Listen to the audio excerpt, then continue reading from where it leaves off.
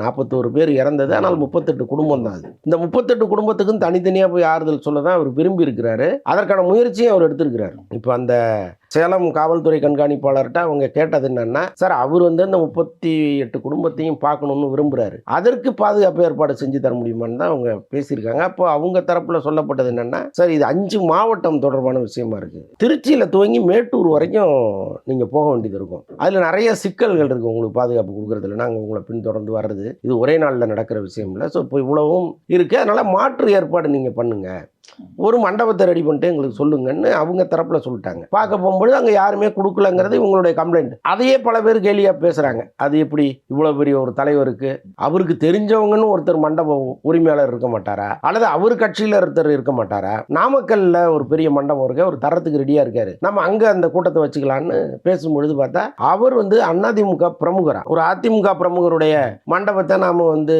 பயன்படுத்தினோம்னா நாளைக்கு பார்த்தீங்களா எல்லாமே அதிமுக தான் இவங்களை இயக்குதுன்னு நாளைக்கு சொல்லிடுவாங்க. அதனால அது வேண்டான்னு விஜய் முடிவெடுத்திருக்கிறார். அப்படியே திரும்ப திரும்ப குழம்பி தான் ஃபைனலாக சரி அவங்கள சென்னைக்கு வர வச்சிடலான்னு அவங்க முடிவு பண்ணியிருக்காங்க. ஒரு 3 பஸ்ஸில் அங்கேருந்து ஒரு மொத்த குடும்பத்தையும் கொண்டு வந்திருக்கிறாரு. அதில் ஒரு குடும்பம் மட்டும் வரல, ஒரு 37 குடும்பம் மட்டும் வந்ததா சொல்றாங்க.